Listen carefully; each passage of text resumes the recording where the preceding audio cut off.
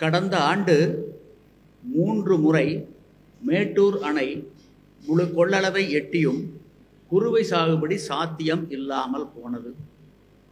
கடந்த ஆண்டு மட்டும் 63 டிஎம்சி தண்ணீர் பயன்பாடு இல்லாமல் கடலில் வடிக்கப்பட்டிருக்கின்றது. மேட்டூர் சரபங்கா உபரிநீர் திட்டத்தையும்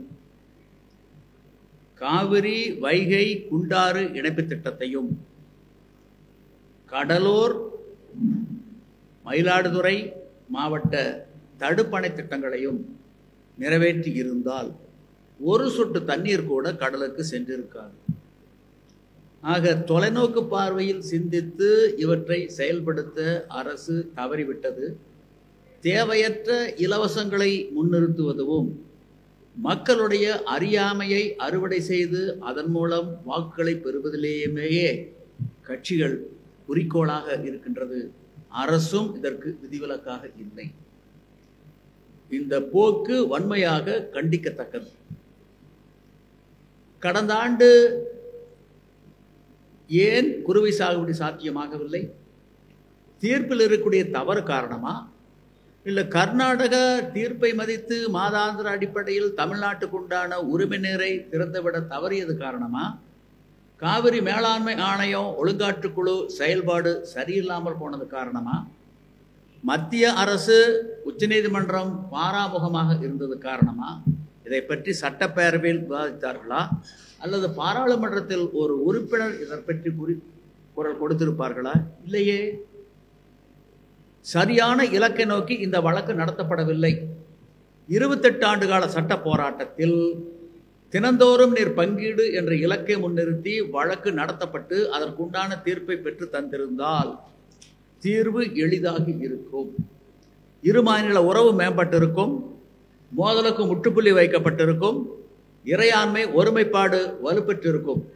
எதற்காக தமிழ்நாட்டுக்கும் புதுச்சேரிக்கும் உண்டான உரிமை நீரை கர்நாடக நீர்த்தேக்கங்களில் தேக்கி வைத்து மாதாந்திர அடிப்படையில் தமிழ்நாட்டுக்கும் புதுச்சேரிக்கும் திறக்க வேண்டும் என அவர்கள் கைகளில் பூட்டையும் சாவியையும் கொடுக்க வேண்டும்? அந்த நீர்த்தேக்கங்கள் கட்டுவதற்கு ஹேமாவதி, கபினி, ஹாரங்கி, கேஆர்எஸ் போன்ற அணைகள் கட்டுவதற்கு தமிழ்நாடு அரசும் புதுவை அரசும் பணம் கொடுத்ததா அல்லது தேக்கி வைப்பதற்கு வாடகை கொடுக்கின்றோமா?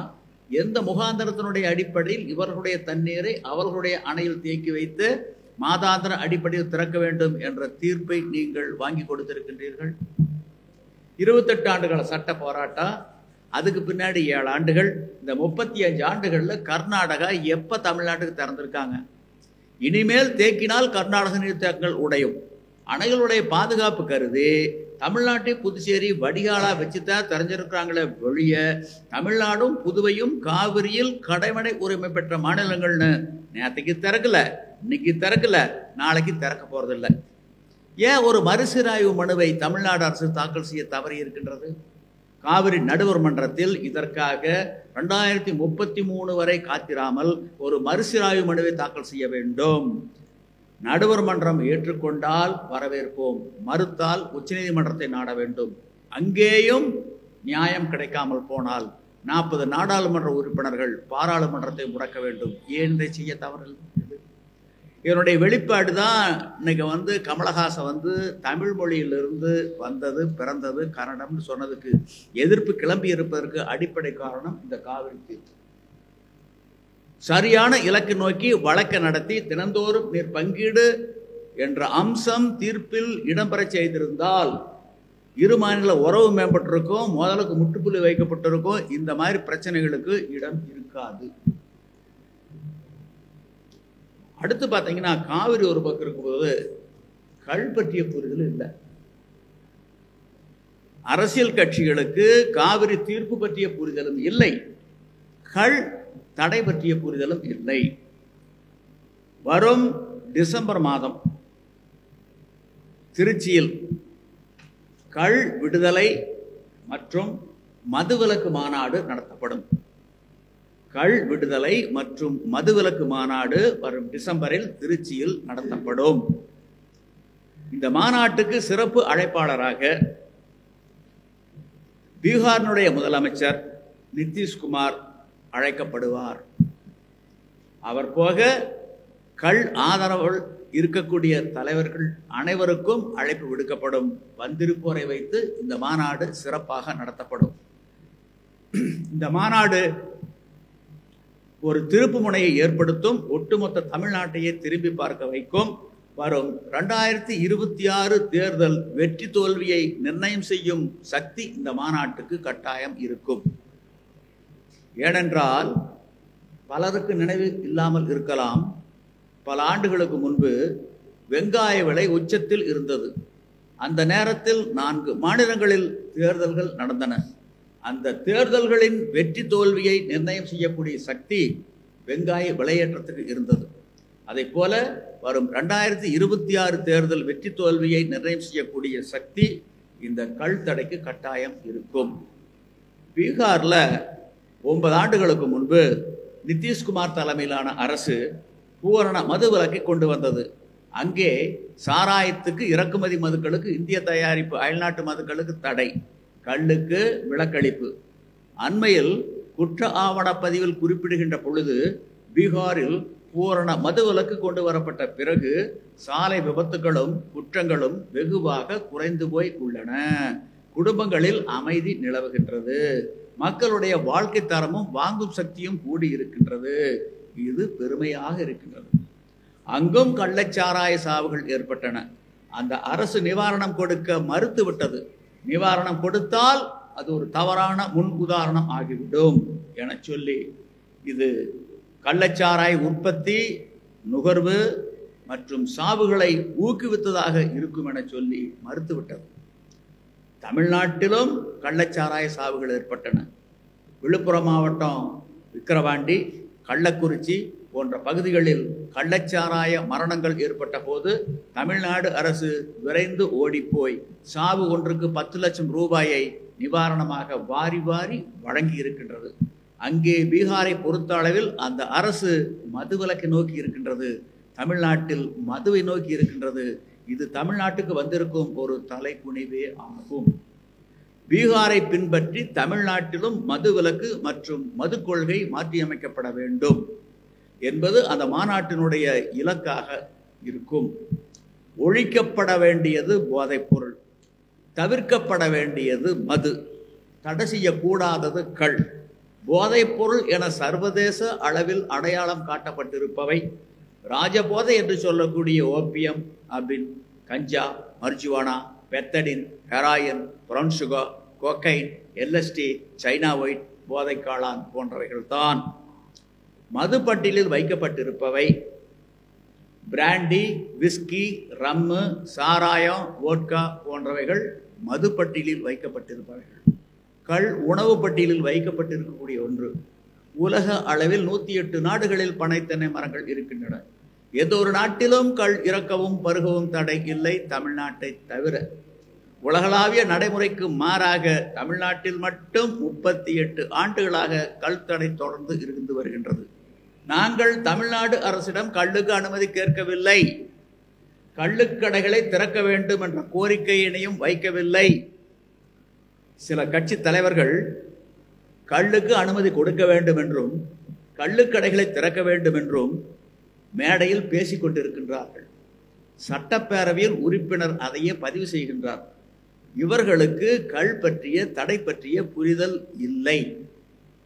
எதற்காக தமிழ்நாடு அரசிடம் கள்ளுக்கு அனுமதி கேட்க வேண்டும்? 1950 ஜனவரி 26 அரசியலமைப்பு சட்டம் நடைமுறைக்கு வந்தது. அந்த சட்டம் கொடுத்திருக்கும் உணவு தேடும் உரிமைதான் கள் இறக்குவதும் பருகுவதும். கலப்படத்தை காரணம் காட்டி தமிழ்நாடு அரசு அந்த உரிமையை அநியாயமாக பறித்து கொண்டது. பக்கத்தில் பாண்டியில், கேரளாவில், தெலங்கானாவில், ஆந்திராவில், அண்டை மாநிலங்களில், உலக அளவில் எங்கும் கள்ளுக்கு தடை கிடையாது. அங்கும் கலப்படம் செய்வார்கள் அல்லவா? அந்த அரசுகளெல்லாம் கலப்படத்தை கட்டுப்படுத்துகின்ற பொழுது தமிழ்நாட்டில் எங்களால் மட்டும் கலப்படத்தை கட்டுப்படுத்த முடியவில்லை என்றால் தமிழ்நாடு அரசு ஆளுமை இல்லாத அரசா? ஆளுமை இல்லாமல் போனால் ஏன் ஆட்சி பொறுப்பில் இருக்க வேண்டும்? இரங்கல் கீழே ஆளுமையுள்ளவர், கலப்படத்தை கட்டுப்படுத்தக்கூடிய ஆற்றல் வல்லமை கொண்டவர் அந்த முதலமைச்சர் நாற்காலியில் அமரட்டும், நீங்கள் இறங்குங்கள். இப்படியல்லவா கேள்வி கேட்டிருக்க வேண்டும் அந்த தலைவர்? இப்படியல்லவா பதிவு செய்திருக்க வேண்டும் அந்த உறுப்பினர் சட்டப்பேரவையில்? இல்லையே, இவர்களுக்கு கல் பற்றிய புரிதல் இல்லை. மேலும் எந்த அடிப்படையில் நீங்கள் தமிழ்நாட்டினுடைய முதலமைச்சராக இருக்கின்றீர்கள்? Under what authority you are holding such an office as a chief minister of Tamil Nadu? அரசியலமைப்பு சட்டப்படி சத்தியவாக்கு பிரமாணம் ரகசிய காப்பீடு தான் கொண்டிருக்கீங்க. அந்த அரசியலமைப்பு சட்டத்தை மதித்து நடக்க வேண்டிய கடமை பொறுப்பு உங்களுக்கு உண்டா இல்லையா? இல்லை என்றால் உங்களை எப்படி நாங்கள் முதலமைச்சராக ஏற்றுக்கொள்வது? இந்த கேள்விக்கு என்ன பதில், எங்கே பதில்? அப்புறம் கல்லுக்கு கடைகளை திறக்கணும்னு பல தலைவர்கள் பேசிட்டு இருக்காங்க. ஒரு மரத்து கல்ல 48 நாட்கள் ஒரு மண்டலம் தொடர்ந்து பருகி வந்தால் பல நோய்கள் குணமாகும். இது மருத்துவம். கல்லுக்கு ஏலம் கடை என்று இருந்தால் ஒரு மரத்து கல்லு கிடைக்குமா? வாய்ப்பே இல்லை. பல மரத்து கல்லு தான் கிடைக்கும். அதுவும் அது கலப்பட கல்லா தான் இருக்கும். அப்படி ஒரு நிலை வருகின்ற பொழுது அரசியலமைப்பு சட்டம் 47வது பிரிவில் சொல்லப்பட்டிருக்கும், except for medicinal purposes of intoxicating drinks and of drugs which are injurious to health. இந்த வரி பொருளற்று போய்விடுகின்றது. ஆகவே அரசியலமைப்பு சட்டப்படி கல்லுக்கு தடையும் கூடாது, கடையும் கூடாது, உணவாக அறிவித்திட வேண்டும். இது முடியாது என்றால் முதல்வர் பதவியிலே இருந்து அவர் கீழே இறங்க வேண்டும். இப்போ கள் இறக்கி சந்தைப்படுத்திக்கிட்டு இருக்காங்க. கள் இறக்கி சந்தைப்படுத்துறவங்கல தமிழ்நாடு மதுவிலக்கு சட்டப்படி அவர்கள் மீது தமிழ்நாடு அரசு நடவடிக்கை எடுத்து வருகின்றது. இதில் யார் குற்றவாளி? கள் இறக்குவோர் குற்றவாளியா? கள் இறக்குவோர் மீது நடவடிக்கை எடுக்கும் தமிழ்நாடு அரசு குற்றவாளியா? தமிழ்நாடு அரசுதான் குற்றவாளி. The government of Tamil Nadu is the accused person, not the toddy tapper. ஆக அரசு தான் குற்றவாளி, கள் இறக்குவோர் அல்ல. 2026 தேர்தலுக்குள் இதற்கு ஒரு முடிவு கட்ட நாங்கள் இருக்கின்றோம். 20 ஆண்டுகளாக நாங்கள் தொடர்ந்து போராடி கொண்டிருக்கின்றோம். ஆனால் அரசியல் கட்சிகள் மீனுக்கு வாலையும் பாம்புக்கு தலையையும் காட்டி வருவது நடைமுறையாகி போனது. அதற்கு ஒரு முற்றுப்புள்ளி வைக்கப் போகின்றோம். ஒவ்வொரு கட்சியினுடைய தலைமையையும் நாங்கள் குழுவாக சென்று பார்க்கவிருக்கின்றோம். அப்போது பத்திரிகை ஊடகங்களை அழைத்து செல்லவிருக்கின்றோம். தலைமைக்கு வைக்கக்கூடிய ஒரு கேள்வி, கள் விடுதலையில் உங்களுக்கு உடன்பாடா முரண்பாடா? உடன்பாடா முரண்பாடா? உடன்பாடு என்றால் வரவேற்கின்றோம். அதே நேரத்தில் கள் இறக்கி அரசியலமைப்பு சட்டப்படி சந்தைப்படுத்தி வரும் அந்த போராளிகளுக்கு பாதுகாப்பு அரணாக நீங்களும் உங்களுடைய கட்சியும் நிற்க வேண்டும். முரண்பாடு என்றால் வாதத்துக்கு வர வேண்டும், வாங்கிக் கொள்ள வேண்டும் 10 கோடி ரூபாய் பரிசை. இரண்டுக்கும் நாங்கள் தயாராக இல்லை என்றால் அடுத்து கேட்கக்கூடிய கேள்வி, எதற்காக உங்களுக்கு கட்சி? எதற்காக கட்சியில் பொறுப்பு? இந்த கேள்விகளுக்கு கட்சி தலைமை பதில் சொல்லியே ஆக வேண்டும். இனிமேலும் மீனுக்கு வாலையும் பாம்புக்கு தலையும் காட்டி கொண்டிருக்கும் நழுவல் போக்குக்கு இடம் கொடுக்க மாட்டோம். இது ஒரு விளைநிலம், உங்களுடைய வேட்டைக்காடு இல்லை. ஆக ஒவ்வொரு கட்சிக்கும் இடதுசாரி வலதுசாரி தேசிய கட்சி மாநில கட்சி என்ற பாகுபாடு இல்லாமல் நாங்கள் நெருக்கடி கொடுக்கவிருக்கின்றோம். ஆக இதில் கட்சிகளுக்கு பெரிய ஒரு நெருக்கடியை உருவாக்கவிருக்கின்றோம் தேர்தலுக்கு முன்பாக. அடுத்து பார்த்தீங்கன்னா, வயநாட்டில் போன வருஷம் வெள்ளச்சேதம், அதில் பார்த்தீங்கன்னா ஏராளமான உயிர் இழப்புகள், பொருட்சேதம். இது எல்லாத்துக்கும் தெரியும். இதுக்கு என்ன காரணம்? தமிழ்நாட்டிலே இருந்து கேரளாவுக்குள் சென்ற தண்ணி தான் காரணம். சிரபுஞ்சிக்கு அடுத்தபடியாக இந்தியாவில் மழை பொழியக்கூடிய இடம் தமிழ்நாடு. எந்த இடம்னா நீலகிரி மாவட்டம், கூடலூர் வட்டம், தேவாலா காடுகளில் மழை கூடுதலாக பொழியுது. 7000 மில்லிமீட்டர் பொழியுது. கேரளாவினுடைய சராசரி 3000 மில்லிமீட்டர். ஆனால் தேவாலா காடுகளில் தமிழ்நாட்டில் பெய்யக்கூடிய மழை 7000 மில்லிமீட்டர். ஒரு 30 கிலோமீட்டர் ஓடி கேரளாக்குள்ளே போயிடுது. அங்கே புன்னம்புழான்னு பேர்.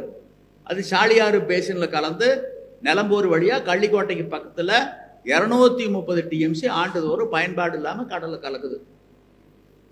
அந்த தண்ணி போனதனுடைய விளைவு வெளிப்பாடு தான் வயநாட்டில் அவ்வளவு உயிர் சேதம், பொருட்சேதம். ஒரு தடுப்பணை கட்டி ஒரு டன்னலை போட்டு மோயாத்தலை அணைச்சா அது 14 டிஎம்சி தமிழ்நாட்டுக்கு வரும். அது கீழ்பவானி அணைக்கு வரும். அங்கே கீழ்பவானி பாசனம் 2.5 லட்சம் ஏக்கர். அது போக கோவை குடிநீர் திட்டம், திருப்பூர் குடிநீர் திட்டம் அதுக்கு பயன்படும். அது பவானியில் காவிரியில் கலந்து தெற்கு நோக்கி ஓடி வந்து கிழக்கு நோக்கி திரும்பி அகண்ட காவிரியா மாறுது. அங்கிருந்து ராமநாதபுரம் உள்ளிட்ட 7-8 மாவட்டங்களுக்கு கூட்டு குடிநீரை எடுத்துக்கிட்டு போறாங்க. அங்கிருந்து போற நீர் டெல்டா மாவட்டங்கள் நாகை, தஞ்சை, திருவாரூர், மயிலாடுதுறை, கடலூர் மாவட்டங்களுக்கு பாசன நீர். ஒரு பகுதி வீரான ஏரிக்கு வருது. அங்கிருந்து சென்னைக்கு குடிநீரா வரும். இந்த 14 டிஎம்சி பல வகையில் பயன்படக்கூடும். இது பெரிய செலவு கிடையாது. ஒரு 2000 கோடி இருந்தா போதும். இதுல நிலநடுப்பு தேவையில்லை. ஒரு டன்னல் போட்டு மோயாத்தில் நினைச்சிட்டா போதும்.